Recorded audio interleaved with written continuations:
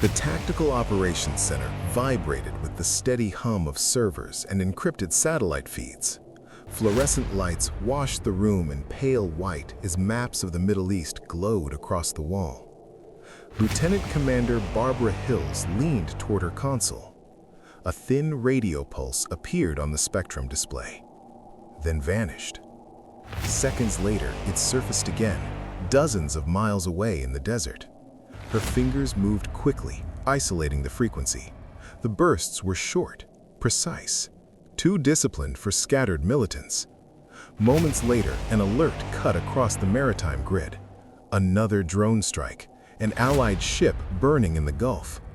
Barbara followed the signal trail forming across her screen, each pulse jumping across the desert like a moving shadow. "Sir," she said. Commander Herman Montgomery barely looked up. "Uncoordinated launches," he replied. Barbara's jaw tightened as the next signal appeared. Farther west, moving again. Her voice dropped, controlled. "Sir, someone is relocating the launch platforms."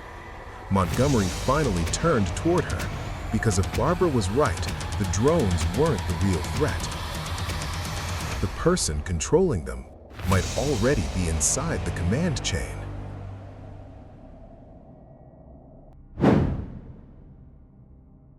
Inside the Tactical Operations Center of a classified forward operating base somewhere in the Middle East, the air carried the sterile chill of overworked climate systems and the steady electrical hum of server racks stacked along reinforced walls. Banks of monitors cast a pale, bluish glow across rows of workstations where intelligence analysts monitored feeds from satellites, drones, and electronic surveillance arrays scattered across the region. At one of the signal analysis consoles, Intelligence Officer Barbara Hills sat motionless, her eyes fixed on the scrolling spectrum data moving across 3 adjacent displays. 44 years old, former operator, the Silver Navy SEAL. Trident, pinned to the front of her uniform, caught a thin reflection from the monitor light each time she leaned slightly forward. The metal insignia had been earned long before she transitioned into the intelligence track, and it carried the quiet authority of years spent inside environments where mistakes had consequences measured in lives. A narrow band of VHF frequencies pulsed across the display. Barbara's fingers hovered over the keyboard but did not touch it yet. Her gaze narrowed by a fraction, the muscles along her jaw tightening just enough to sharpen the line of her cheek. Another pulse appeared. It lasted less than half a second, then it vanished. Her eyes shifted to the timestamp column. She inhaled slowly through her nose, the breath controlled, almost measured, the way it had been drilled into her during years of operational discipline. 4 minutes. Exactly 4 minutes. She tapped 2 keys, isolating the signal burst and expanding the data log. The waveform stretched across the screen as the system reconstructed the fragment of transmission. The signal was weak, localized, and irregular. Any automated filter designed to remove atmospheric noise would have discarded it. Barbara did not. She opened a second window and pulled up the incident reports from the Regional Maritime Command. Drone strike reports. The casualty summaries scrolled past in rigid, clinical formatting. Hull breaches, fires on board, personnel losses. Her index finger slid slowly down the column of timestamps. Her breathing stopped for a moment. 4 minutes. Every single time, the microburst transmissions appeared exactly 4 minutes before Allied naval vessels in the region reported incoming drone attacks.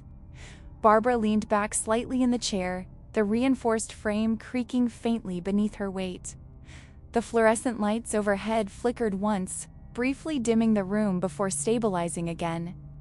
Her eyes returned to the spectrum analyzer. Another burst appeared, a tiny spike in the noise. Gone again. Not stationary. The triangulation grid shifted by several kilometers compared to the previous detection.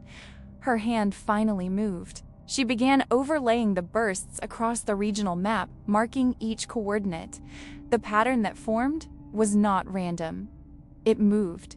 The transmitters were changing position between strikes, drifting across remote sections of desert where satellite coverage relied on periodic sweeps rather than continuous observation. Barbara exhaled slowly. Mobile platforms, drone launch systems mounted on vehicles. The realization settled into place with cold precision.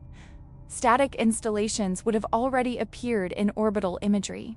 Fixed sites could be cataloged, targeted, destroyed. But a convoy moving along forgotten desert routes could vanish between satellite passes, leaving nothing but empty sand when analysts reviewed the imagery hours later. Her cursor stopped blinking.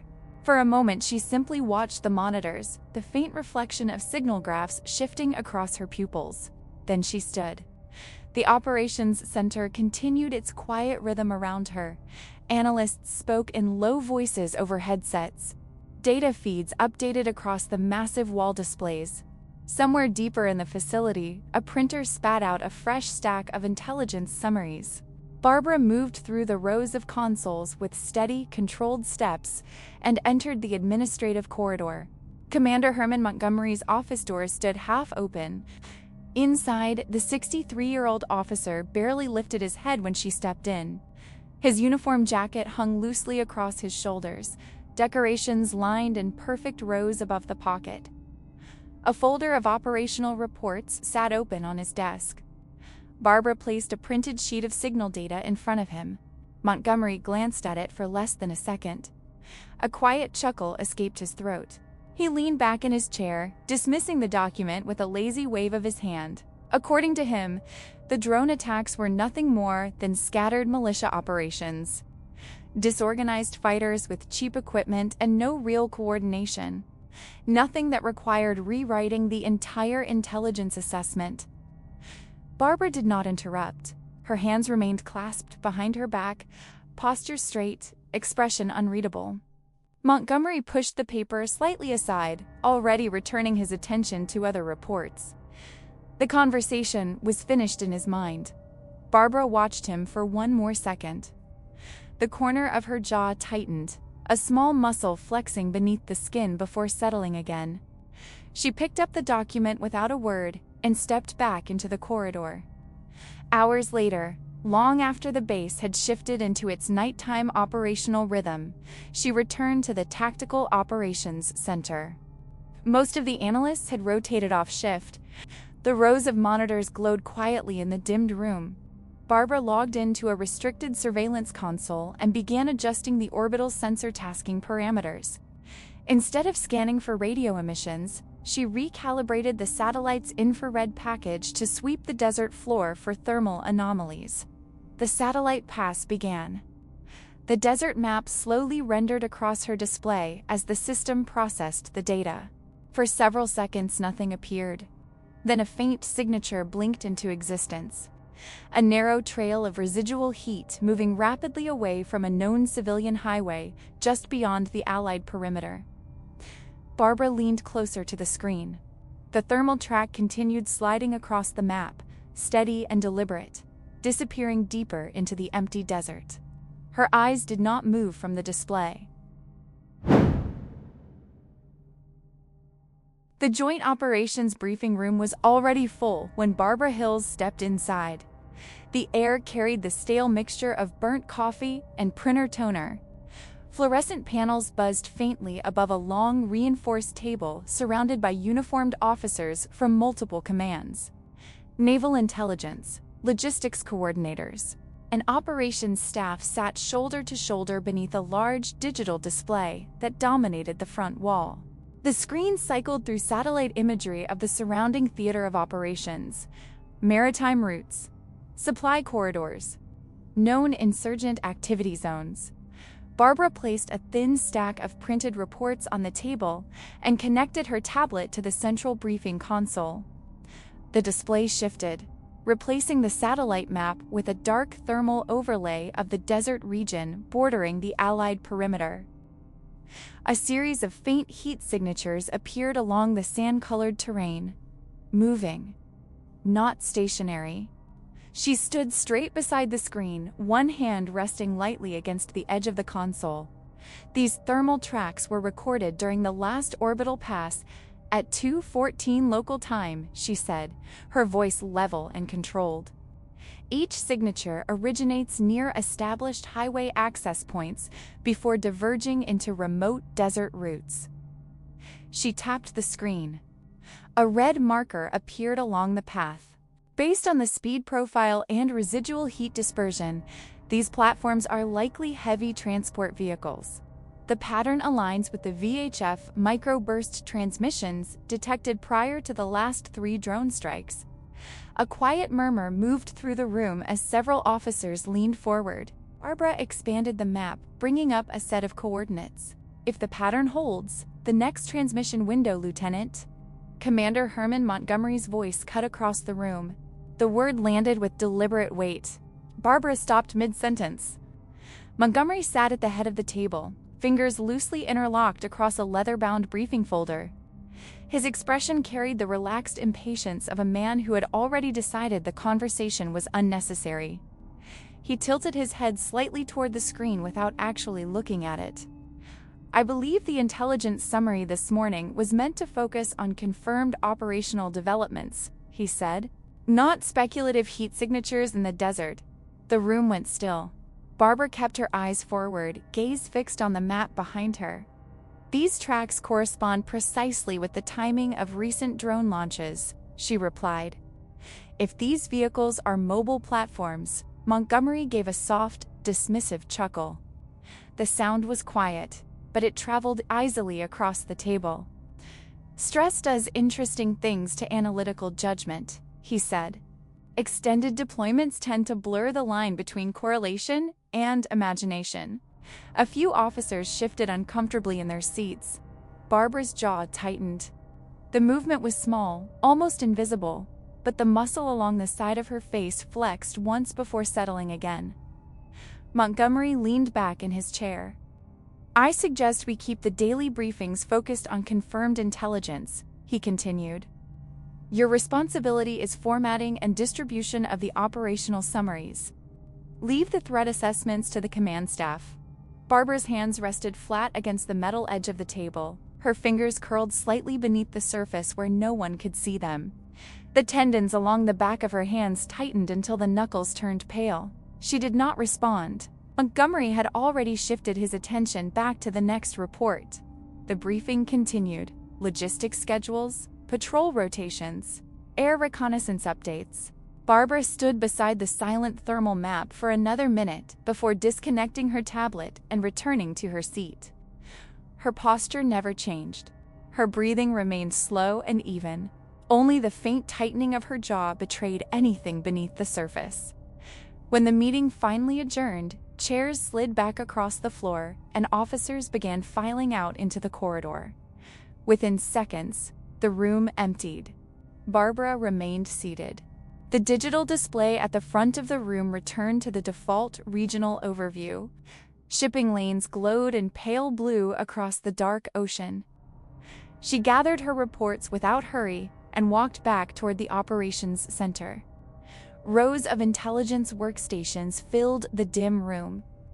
Analysts spoke quietly over headsets as real-time surveillance feeds scrolled across their monitors.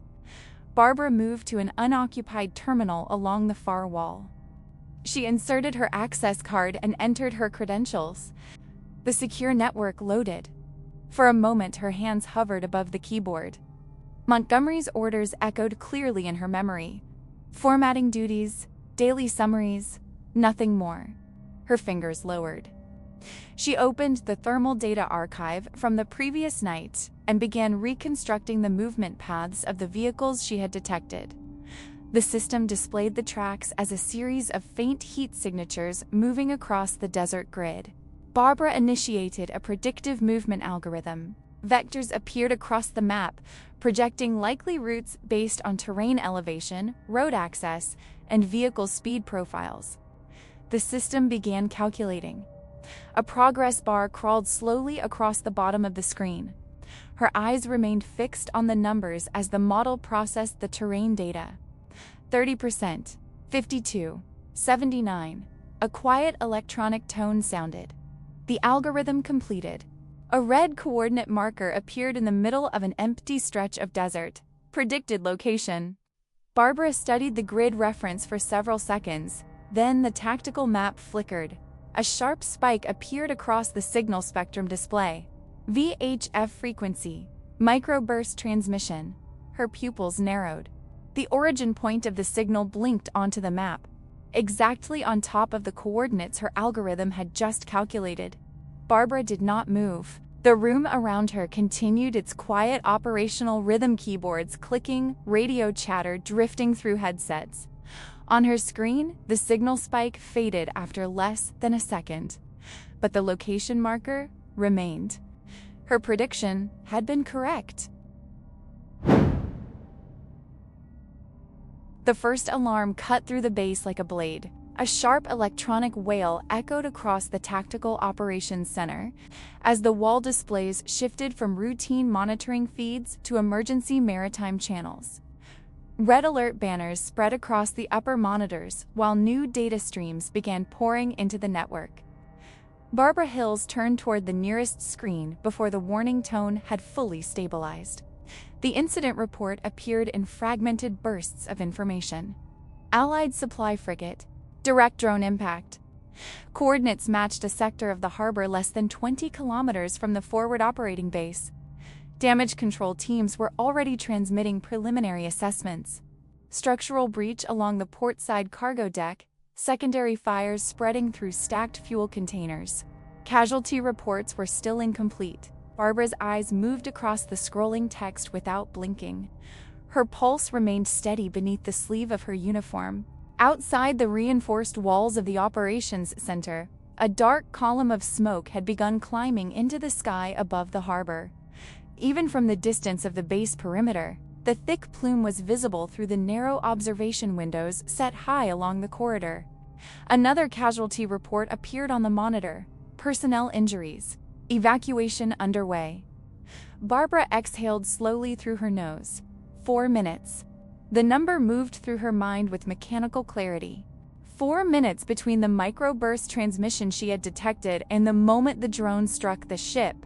Her jaw tightened. On the tactical display, the signal spike from earlier still sat frozen on the desert grid where her predictive model had placed it. The coordinates remained unchanged. Barbara turned back to her workstation and accessed the reconnaissance tasking panel. Layers of authorization protocols guarded the operational request system, most requiring approval through the chain of command. Her fingers moved across the keyboard with controlled precision. She selected a routine perimeter reconnaissance category and began entering the grid location identified by her algorithm. The mission profile remained deliberately simple. Visual verification of potential insurgent activity along the outer desert corridor. No reference to drone platforms. No mention of signal intercepts, a standard perimeter sweep request. The system paused for a moment as it processed the submission. A small notification window appeared. Recon team available. Barbara confirmed the assignment. Minutes later, the dull thump of rotor blades began vibrating through the tarmac outside the base. The helicopter sat in the low glow of maintenance floodlights near the outer flight pad. Its matte black fuselage absorbed most of the light, leaving the angular frame of the aircraft outlined only by thin reflections along the edges of the armored panels. A stealth-modified Black Hawk, the rotor assembly accelerated into a steady, powerful rhythm as the aircraft lifted from the ground and turned toward the open desert. Barbara sat along the interior bench, one gloved hand gripping the webbed restraint line running along the cabin wall. Across from her, the small team of special operators checked their weapons in silence. No one spoke.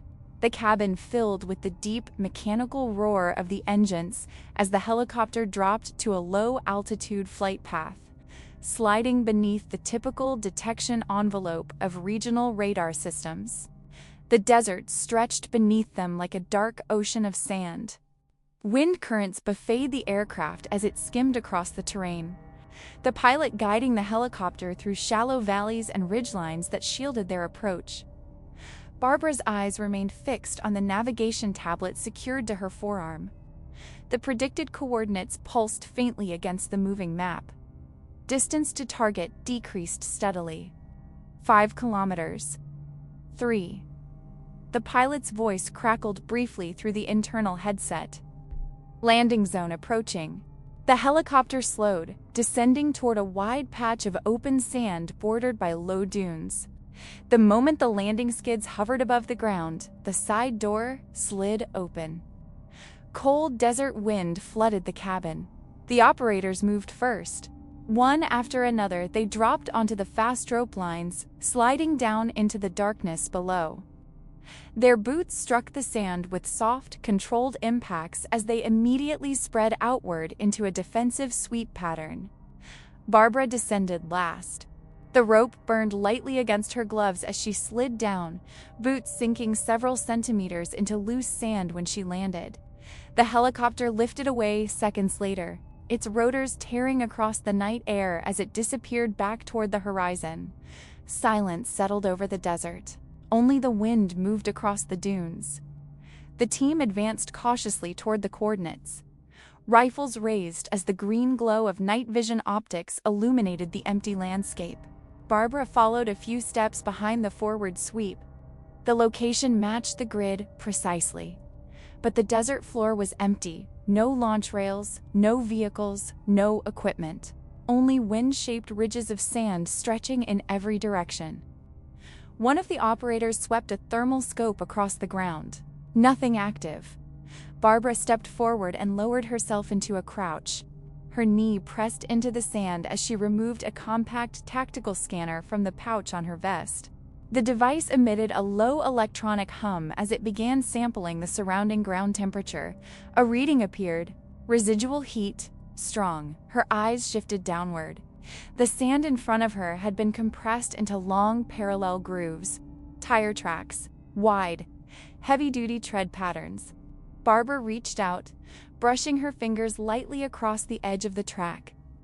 The sand crumbled easily beneath the touch, still warm from the pressure of vehicles that had passed through recently. Her scanner chimed again. The residual heat extended deeper into the dunes, the tracks curving toward the darker ridgelines beyond the landing zone. The convoy had already moved. Barbara slowly stood. Her gaze followed the tire marks as they disappeared into the vast desert beyond the ridge. The wind dragged fine grains of sand across the desert surface as Barbara Hills stepped away from the landing zone. The wide tire tracks cut deep into the dunes ahead of her, the compressed sand still holding faint residual warmth. The convoy had passed through recently, minutes, not hours. Barbara lifted her hand slightly, signaling the team forward. The operators moved without a word. Boots sank quietly into the loose sand as they advanced along the path carved by the heavy vehicles. Their silhouettes blended into the darkness. Weapons angled toward the ridgelines while night vision optics washed the terrain in pale green light. The desert stretched in every direction, silent except for the low whistle of wind sliding across the dunes. Barbara walked at the center of the formation, her gaze fixed on the tracks ahead. The tread patterns were wide, designed for heavy transport loads.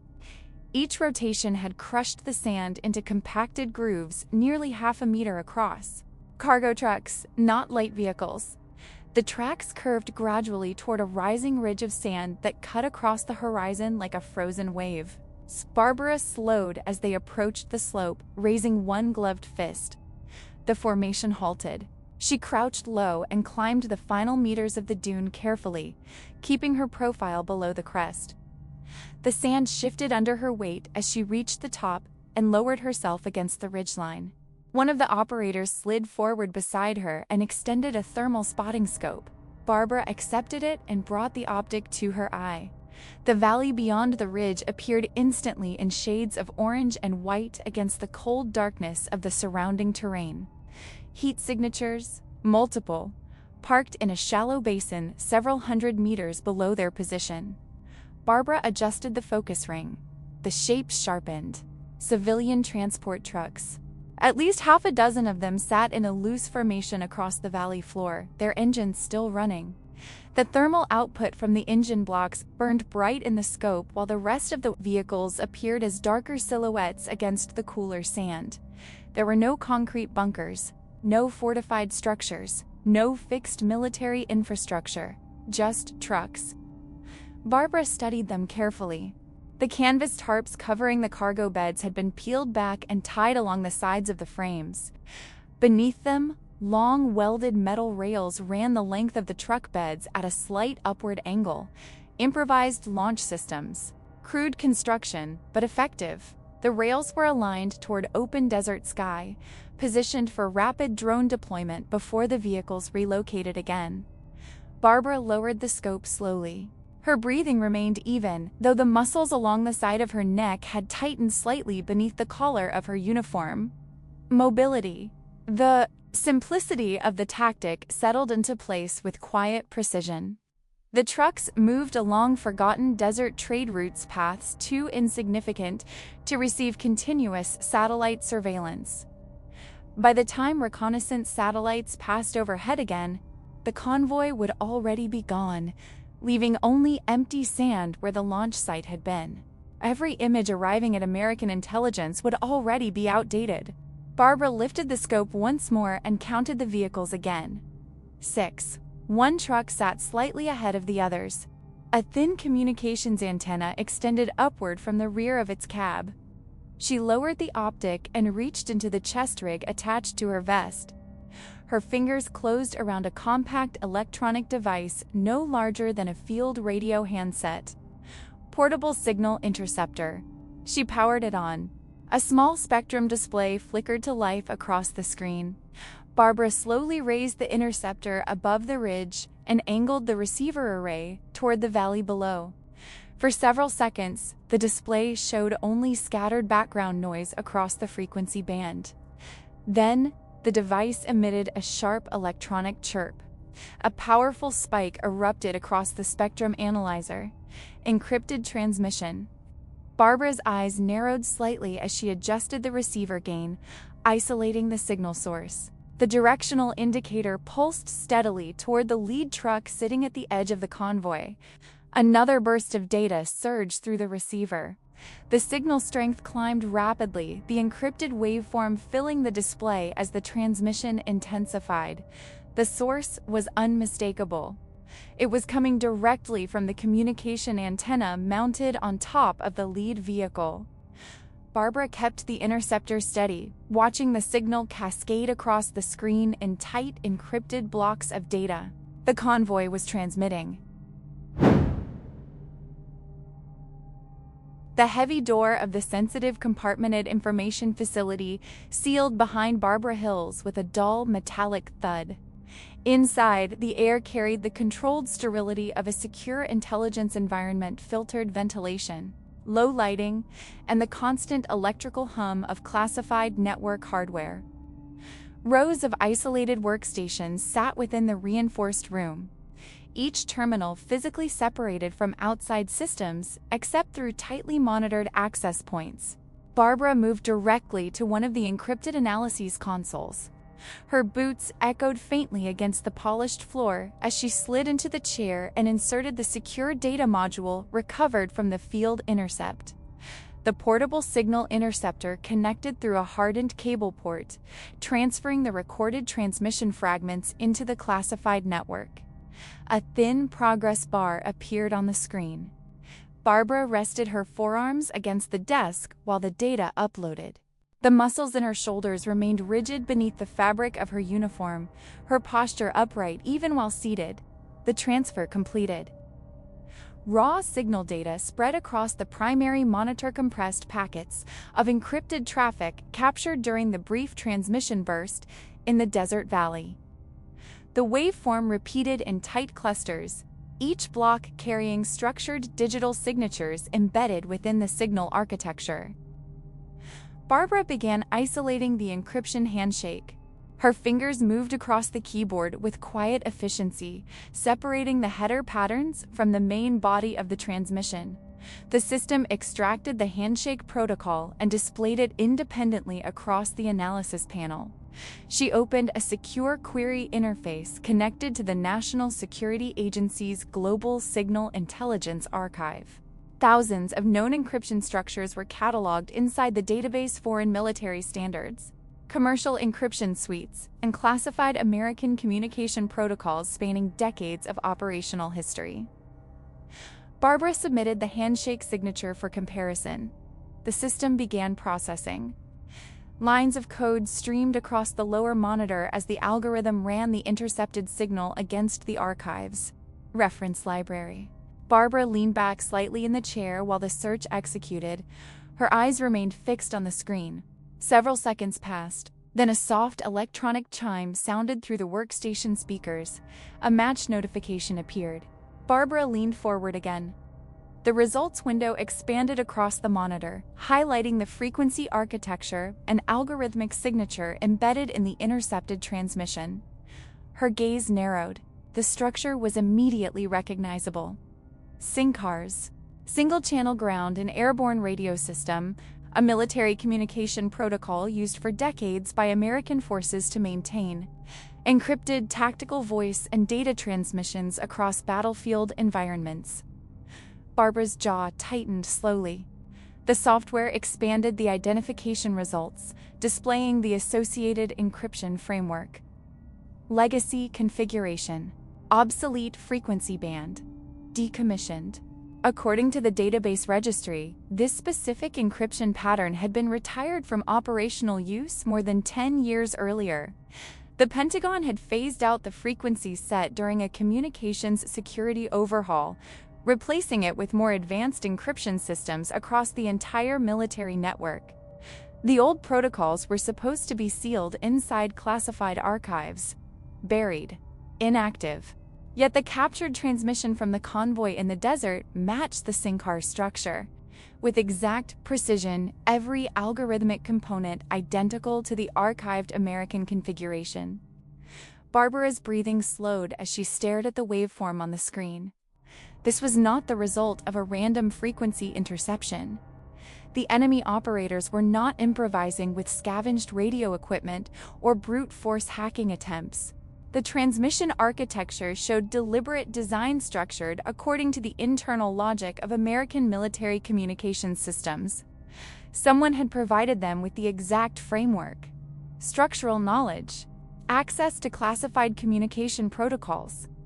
Barbara opened a second analysis window and began cross-referencing the protocol identification against internal military documentation logs. The archive listed the final administrative action associated with the legacy SINCARS frequency set. Reactivation request.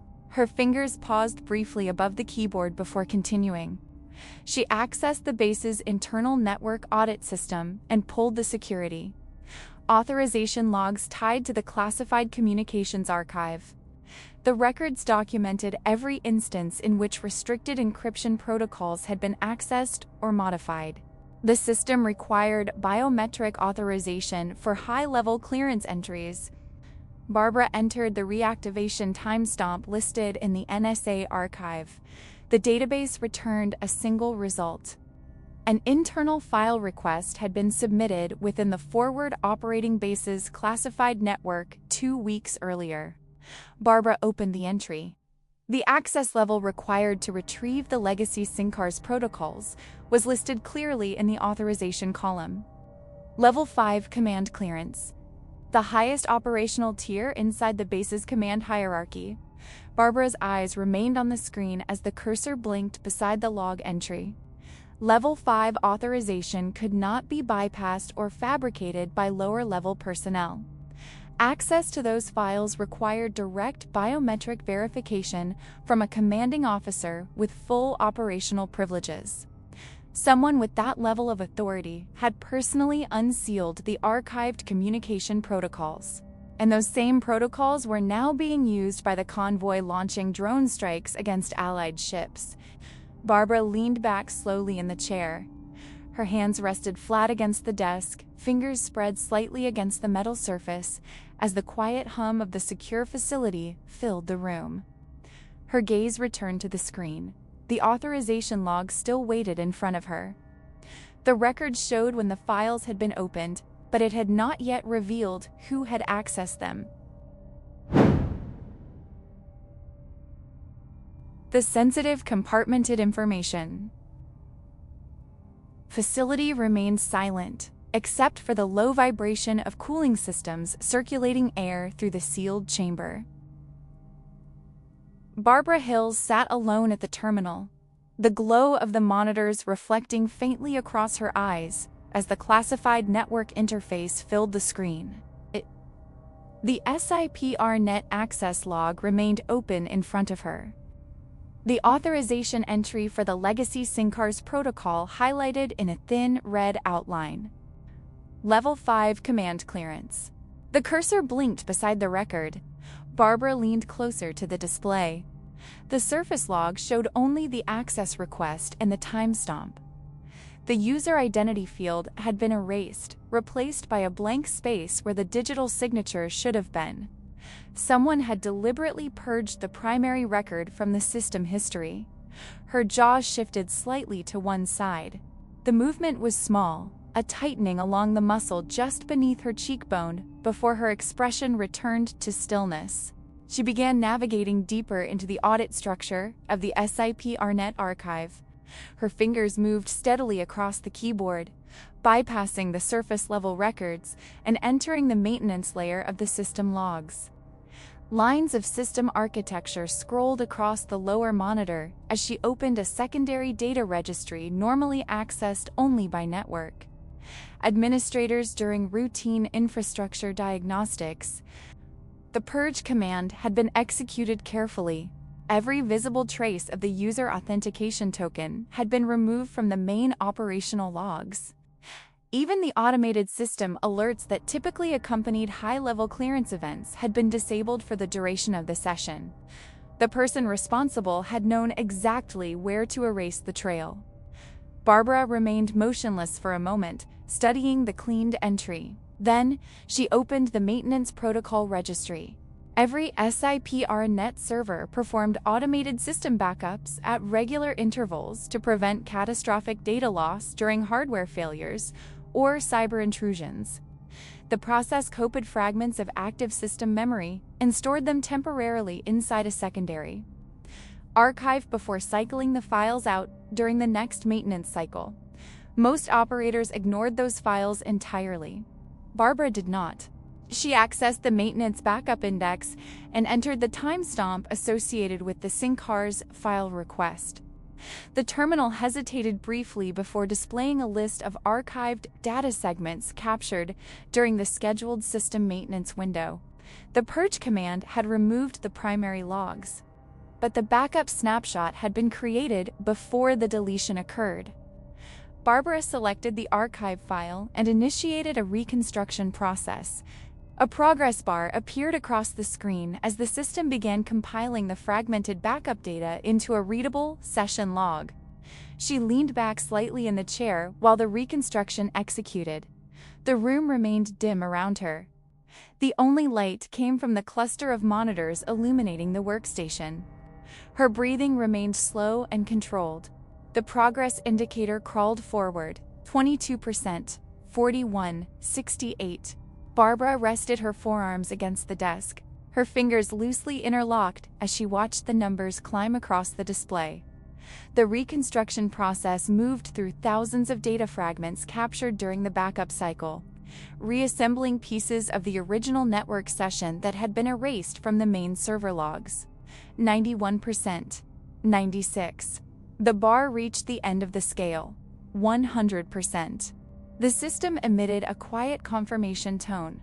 The reconstructed session log expanded across the primary monitor. Barbara leaned forward again.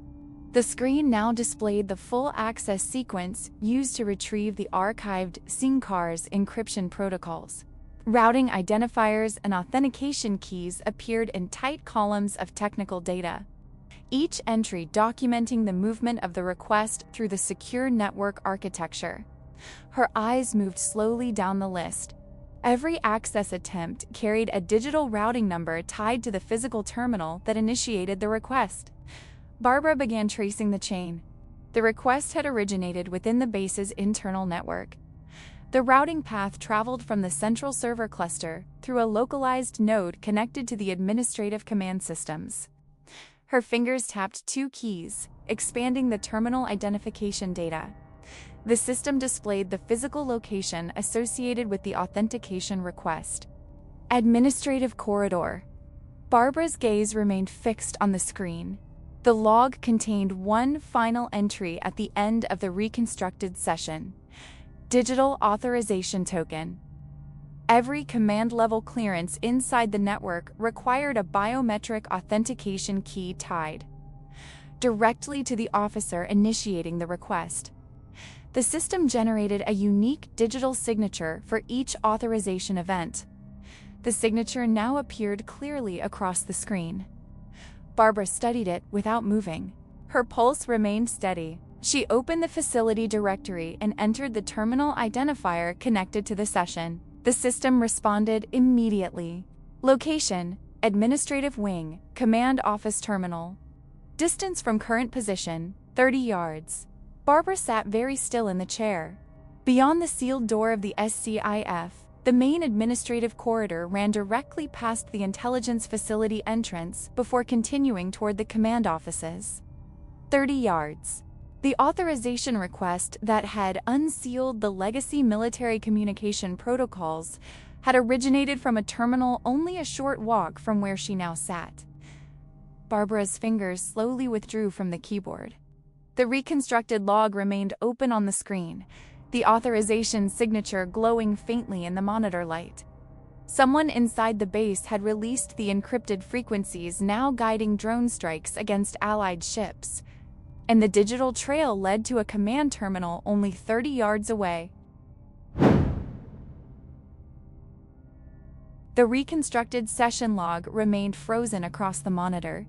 Barbara Hills sat motionless in the dim light of the sensitive compartmented information facility, the authorization token glowing faintly against the dark interface of the SIPRNet terminal. The system had already resolved the routing path and identified the originating workstation. Administrative Wing, Command Office Terminal. Her eyes stayed fixed on the final line of the log. There were only a handful of terminals inside the base authorized to generate a Level 5 biometric signature. Every one of them was tied to a command office within the administrative corridor. Barbara opened the facility directory and entered the terminal identification code. The system responded instantly. The office assignment appeared in a narrow column along the right side of the screen. Commander Herman Montgomery. Barbara did not move. For a long moment, the quiet hum of the SCIF filled the space around her. The pieces settled into place with a slow, methodical certainty. Montgomery's dismissals during the briefings, the casual refusal to investigate the signal anomalies, his insistence that the drone strikes were nothing more than scattered militia operations. Each decision had narrowed the focus of Allied intelligence away from the convoy moving through the desert. Not incompetence, not arrogance alone. Deliberate misdirection. Barbara leaned back slightly in the chair, her hands resting flat against the edge of the desk.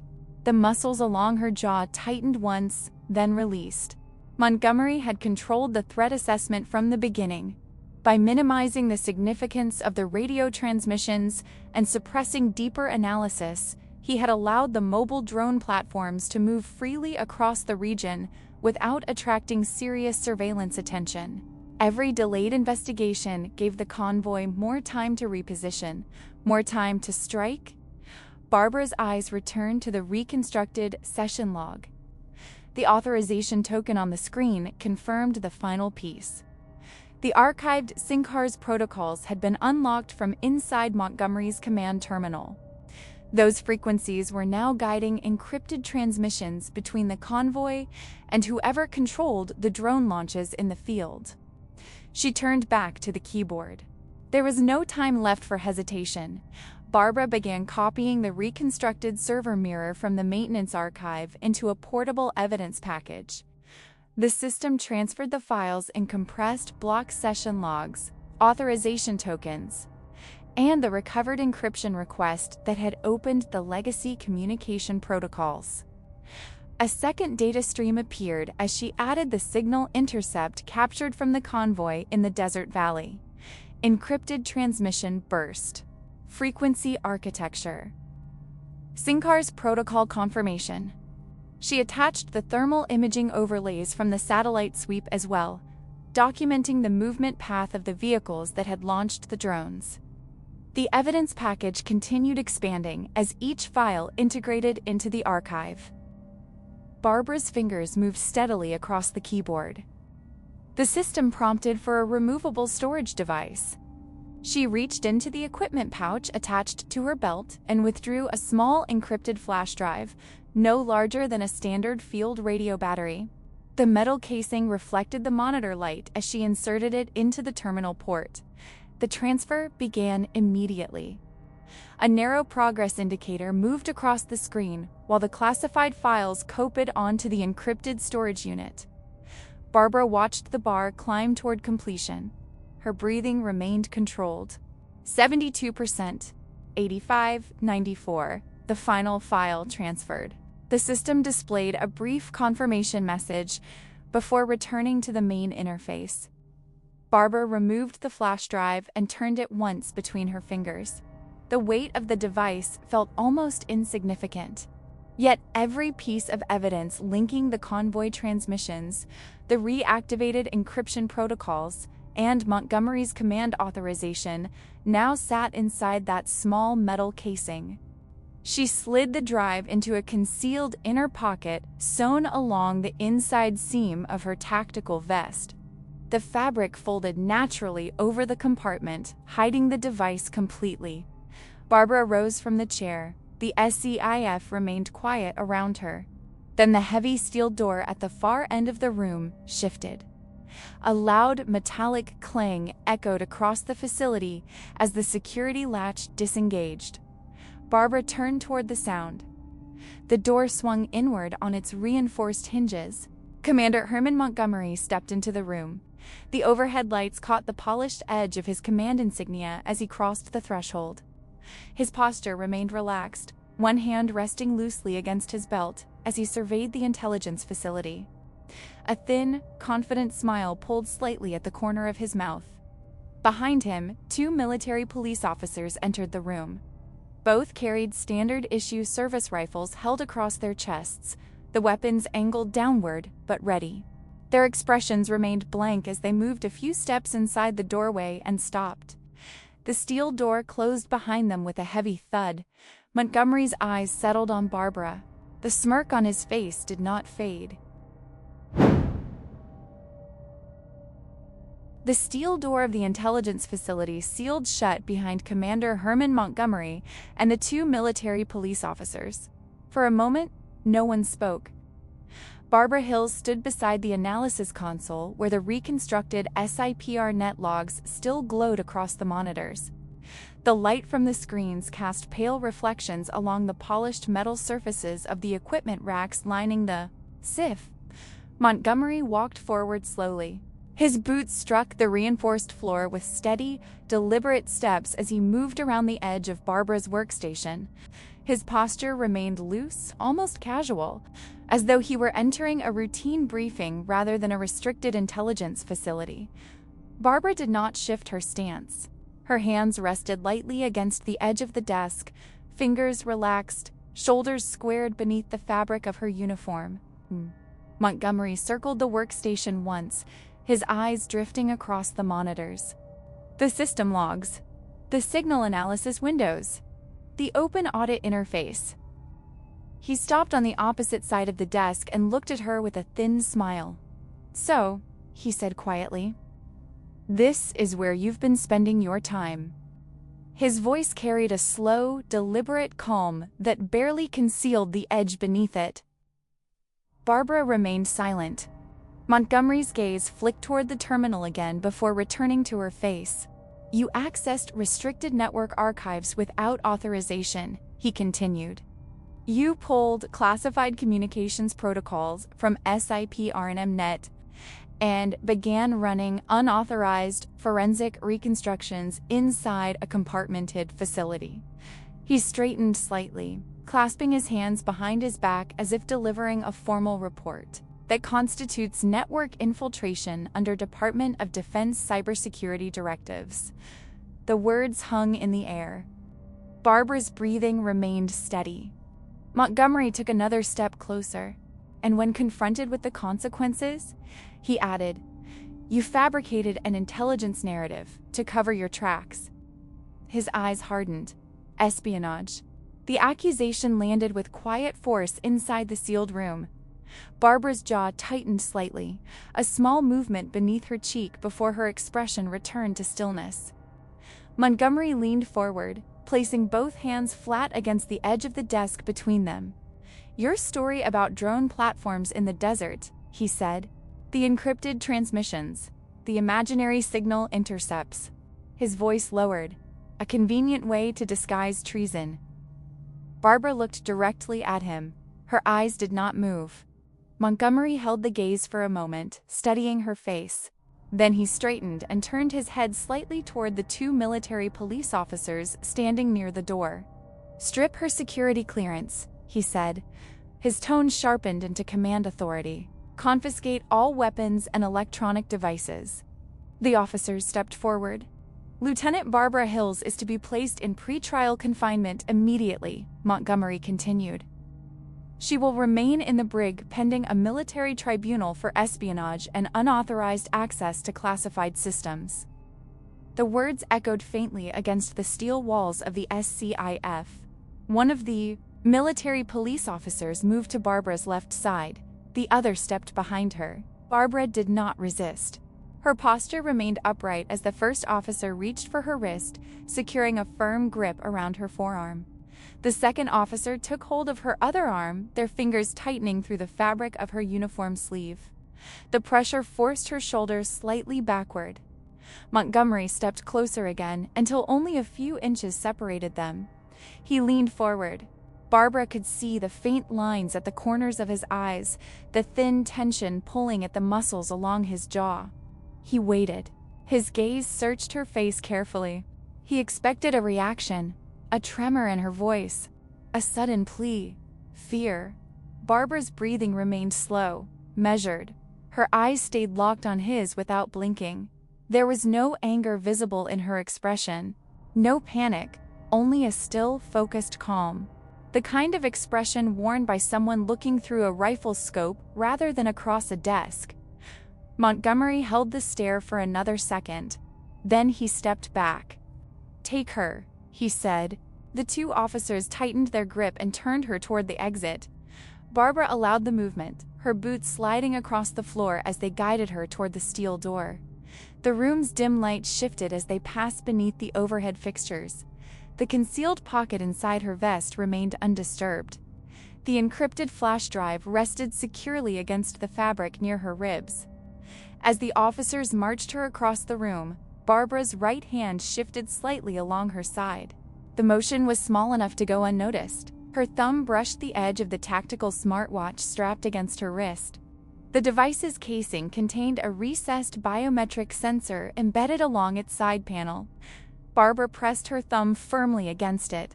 The scanner activated instantly beneath the pressure of her skin. Barbara Hills felt the biometric sensor on the side of her smartwatch register the pressure of her thumb. The device responded instantly. A faint vibration pulsed against the inside of her wrist as the internal security protocol activated. Hidden beneath the standard interface of the tactical watch was a dormant fail-safe system, one she had configured long before entering the SCIF.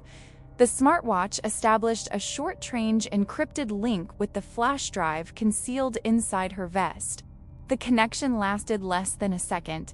Data transferred silently between the two devices, synchronizing the compiled archive she had assembled from the SIPR net mirror logs, the signal intercept captured in the desert, and the thermal reconnaissance overlays documenting the convoy's movements. The watch's communication module engaged immediately afterward. A directional satellite transmitter embedded within the casing powered on, bypassing the base's internal communications network entirely. The uplink handshake moved through a secure military satellite relay, routing the encrypted data stream far beyond the command infrastructure of the forward operating base. Barbara continued walking between the two military police officers as the transmission executed. Her breathing remained steady. No visible reaction crossed her face. Inside the watch, the compressed evidence archive surged upward through the satellite network in tightly encrypted packets. The signal moved through multiple relay nodes before arriving within classified intelligence systems thousands of miles away. The data package reached two destinations simultaneously: Joint Special Operations Command Headquarters in Fort Bragg, Naval Criminal Investigative Service command servers. The transmission completed. The smartwatch returned to its dormant interface as though nothing had happened. Behind Barbara, the steel door of the SCIF closed with a heavy metallic echo. Commander Herman Montgomery remained inside the intelligence facility for several seconds after she was removed. His gaze drifted across the glowing monitors and scattered analysis windows still open on the workstation screens. Then he turned and left the room. The administrative corridor outside the SCIF was quiet. Montgomery walked with unhurried confidence as he moved through the passageways of the base.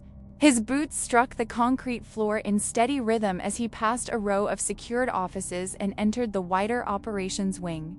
The Tactical Operations Center spread across the interior of the building like a dimly lit command theater. Rows of analysts worked at illuminated consoles, while massive digital displays covered the front wall of the room. Surveillance feeds and satellite maps rotated across the screens, updating in real time as intelligence flowed through the network. Montgomery stepped toward the central command console. Several personnel glanced up as he approached. The room fell noticeably quieter as he reached the station controlling the operational strike systems tied to regional air assets. He placed his access card against the authentication panel. The console activated.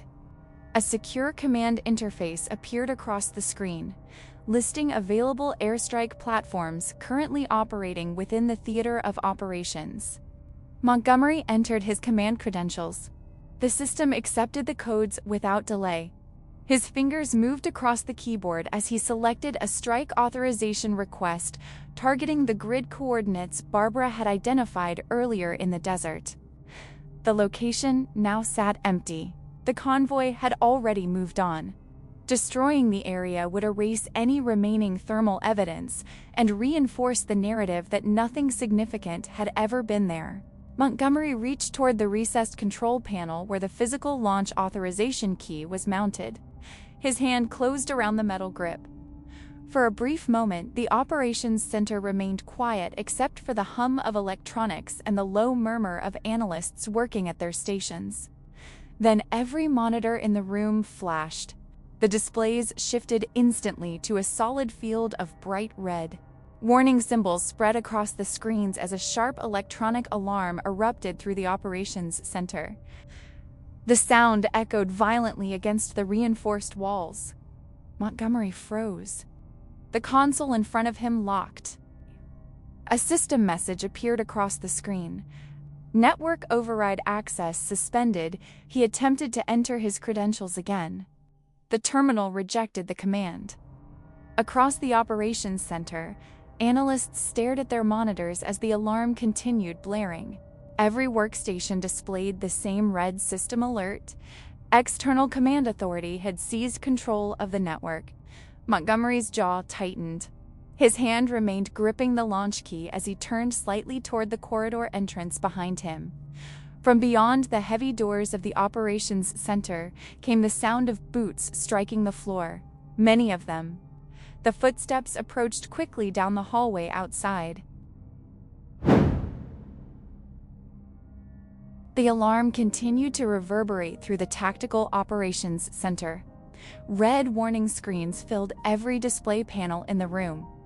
Analysts sat frozen at their consoles as the network override locked them out of operational systems. The bright color washed across the darkened chamber, reflecting off rows of keyboards and the polished metal surfaces of the command stations. Commander Herman Montgomery stood at the central console with his hands still wrapped around the launch authorization key. The system refused every command he entered. Access suspended. External authority control. He stared at the warning text for a moment, the muscles in his jaw tightening visibly as another attempt to override the system failed. Then the doors at the far end of the operations center exploded open. The heavy metal panels slammed against the wall as a group of armed personnel surged into the room. The first figures through the doorway wore tactical gear, marked with the insignia of Joint Special Operations Command. Their rifles were held in controlled, low-ready positions as they spread across the floor with practiced efficiency, boots striking the ground in synchronized rhythm. Behind them came several federal investigators in dark suits, identification badges clipped to their jackets. The sudden movement sent a ripple through the analysts seated at the consoles. Montgomery turned sharply toward the entrance. "What is the meaning of this?" he shouted, his voice cutting across the noise of the still blaring alarm. The operatives did not respond. One of the investigators stepped forward with a small encrypted device in his hand. His expression remained calm as he approached the central console where Montgomery stood. Montgomery straightened his posture, anger rising through the tension visible in his face. "You are interfering with an active military operation," he said sharply. "Stand down immediately." The investigator did not even look at him. He leaned toward the console and inserted the device into a secure data port beneath the command display. The terminal recognized the hardware instantly. The red warning screens flickered. A new system interface replaced the blocked command panel. Montgomery's eyes shifted toward the monitor. Before he could speak again, the operations center speakers activated. A burst of recorded audio filled the room. At first, it was only background static. Then Montgomery's own voice echoed through the chamber, calm, controlled, negotiating. The recording carried fragments of conversation discussing encrypted communication protocols, legacy military frequencies, and the movement of mobile drone platforms across the desert. The terms of a clandestine exchange unfolded piece by piece through the speakers. Montgomery's expression changed. The color drained slowly from his face. Every officer and analyst in the room could hear the recording clearly as the audio continued playing across the loudspeaker system. Unauthorized release of classified communication protocols. Coordination with external operators. Instructions designed to keep Allied intelligence blind to the movement of the launch convoy. Montgomery's fingers tightened around the edge of the console. A faint tremor ran through his hand. One of the JSOC operatives stepped closer and reached toward Montgomery's sidearm. The commander did not resist when the weapon was removed from its holster. Another operative moved behind him. Cold steel handcuffs snapped closed around Montgomery's wrists. For a moment, he stood completely still. The arrogance that had once filled his posture had drained away, replaced by a rigid, hollow stillness. The recording continued playing through the room. Several analysts stared down at their desks rather than meet his eyes. The investigator removed the decryption device from the console and turned toward the operatives. "Escort him out." Montgomery said nothing as they led him away. His boots moved stiffly across the operations floor, while the officers he had once commanded watched in silence. The door closed behind him with a heavy metallic echo that lingered in the room long after the alarm system finally powered down. An hour later, the detention corridor beneath the base remained quiet. A single light fixture illuminated the narrow hallway outside the brig holding cells. The air carried the faint scent of concrete and machine oil drifting from the maintenance tunnels deeper in the structure. The lock on one of the cell doors clicked. A senior JSOC commander stood outside the bars holding a small equipment case in one hand. Barbara Hills rose slowly from the bench inside the cell. The door swung open. The commander stepped forward and placed two items on the narrow metal shelf beside the entrance: her sidearm and the silver-sealed trident pin. Barbara picked up the weapon first, checking the weight and balance with a brief glance before securing it in the holster at her side. Then she lifted the trident. The polished silver eagle caught the overhead light as she positioned it carefully against the fabric of her uniform. The metal clasp clicked into place. For a moment, her fingers remained against the insignia. Then she lowered her hand.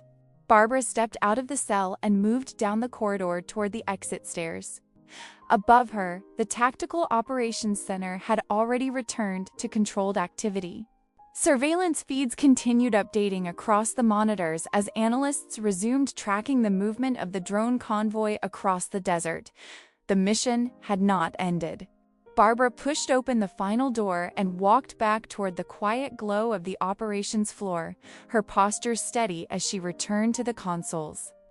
If you enjoy stories grounded in realistic military operations and quiet professional resilience, consider subscribing to the channel for more narratives like this.